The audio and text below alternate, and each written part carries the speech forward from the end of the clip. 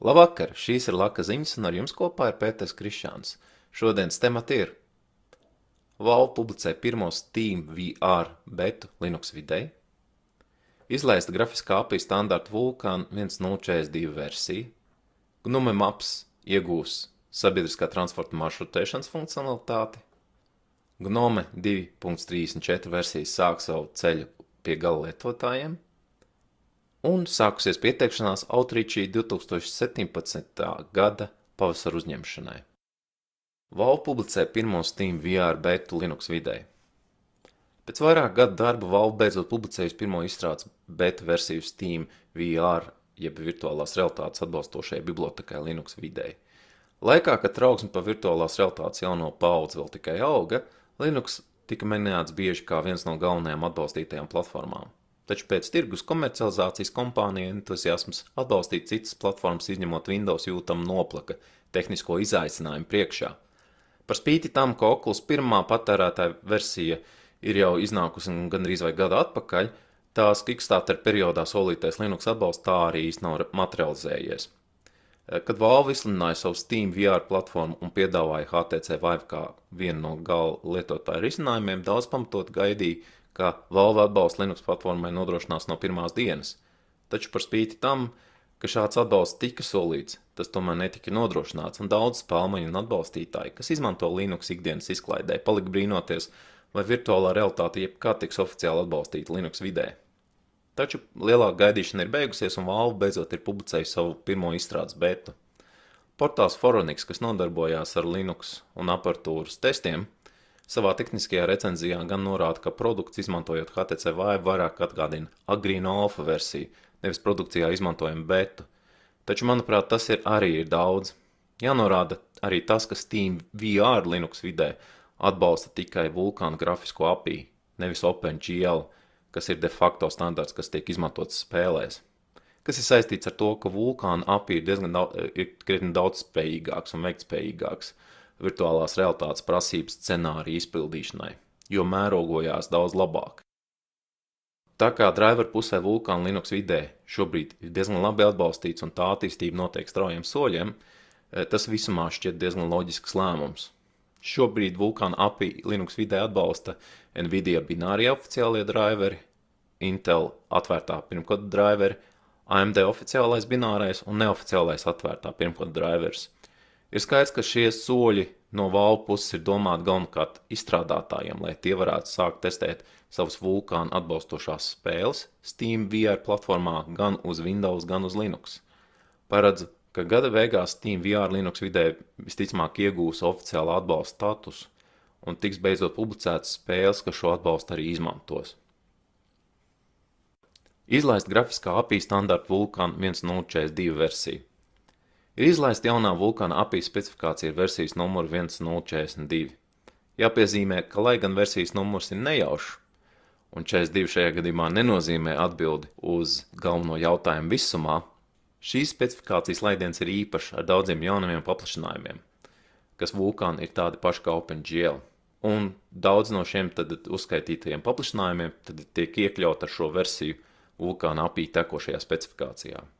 Kas ir interesanti, ka daudz no šiem paplašinājumiem ir ar virtuālās realitātes ievirzi, kā arī piedāvā diezgan daudz paplašinājumus, kas jau eksistē OpenGL funkcionalitātei. Nvidia bināro driveru beta jau piedāvā 1042 Vulkan API atbalstu, kā arī tiek sagaidīts, ka AMD rada V, kas ir neoficiālais atvērtais Vulkan drivers, to varētu izdarīt tuvākajā laikā.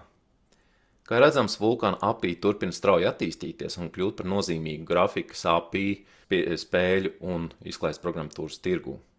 Jāpiezīmē, ka Chronos grupa tikko izsludināja arī API specifikāciju starpplatformu virtuālās realitātes atbalstam, sauktu par OpenXR API. Mēs Laka turpināsim sakot, kā Vulkan un OpenXR API attīstība ietekmēs spēļu un izklaides programmatūras tirgu Linux vidē. GNOME Maps iegūs sabiedriskā transporta maršrutēšanas funkcionalitāti. Pēc vairāk kā gada darba GNOME Maps, kas ir karša lietotne GNOME videi, ir iegūs sabiedriskā transporta maršrutēšanas funkcionalitāti. Vēl nav gan zināms detaļās, kā tiks nodrošināta infrastruktūra šai funkcijai, Tā kā maršruta rēķināšana jāveic serverpusē, izmantojot OpenTrip planneru programmatūru, taču plānots, ka tas tiks nodrošināts galvenajām lielajām pilsētām ASV un Lielbritānijā sākumā. Šī funkcionalitāte ir limitēta tāpatās kā Google Maps vai citā karšu sistēmā, kas nozīmē, ka tiek nodrošināta sabiedriskā transporta maršrutēšana galvenokārt pilsētas ietvaros un nevis starp pilsētām vai starp kontinentiem. Taču tas ir pietiekami labs sākums, kur var arī mēģināt tālāk attīstīt.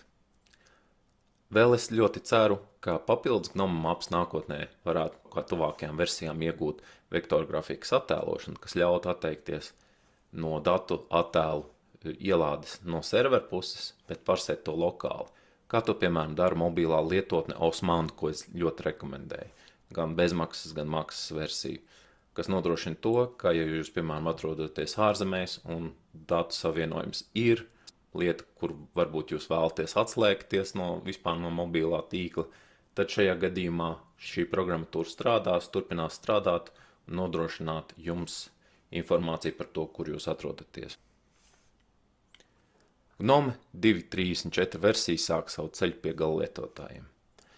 GNOME šī gada pavasara versija ar numuru 2.34 sākusi savu ceļu pie gala lietotājiem. Šobrīd notiek jaunās funkcionalitātes pievienošanas, apturēšanas un virkņu iesaldēšanas procesi, lai dotu laiku tulkotājiem un lokalizētājiem papildināt savus tulkojumus.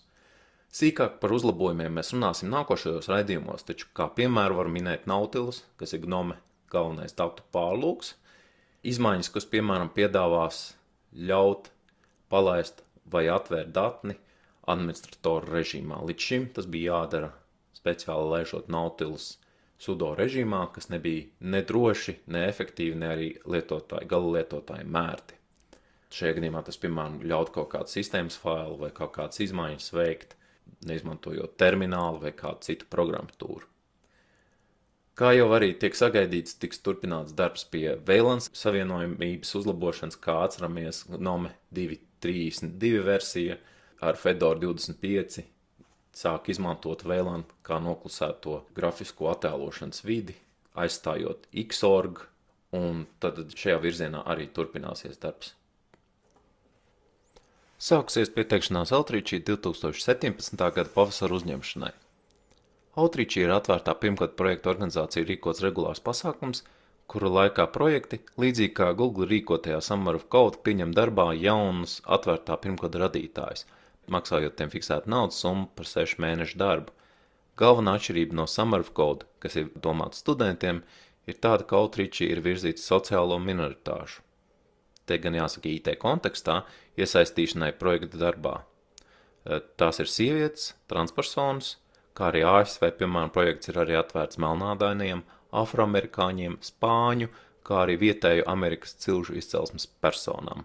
Tāpat kā Summer of Code ir jāizvēlās projekts, šogad Outreachī piedalās kā Dasta, Ceph, Debian, Discourse, Fedora, GNOME, Lagom, Linux kodols, OpenStack, Qemu, Sugarlabs, Wikimedia, Wine, Xen un Yocto, jāsāk sarunas ar mentoru, jāizvēlās uzdevums un jāprezentē plāns, kas tad kopā ar pieredzi tiek izmantots, lai izlemtu par dalību projektā. Kopējā summa, kas tiek izmaksāta studentam, ir $5500 ASV. Ja jūs esat kādā no šīm grupām un jūs interesē atvērtais pirmkods un ir vēlēšanās pamēģināt, noteikti piesakieties, lai paprovētu. Tas arī viss šim lakas ziņu izlaidumam numur 2.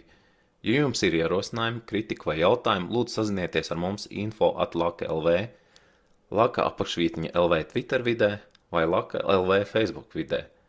Paldies un ar labvakaru!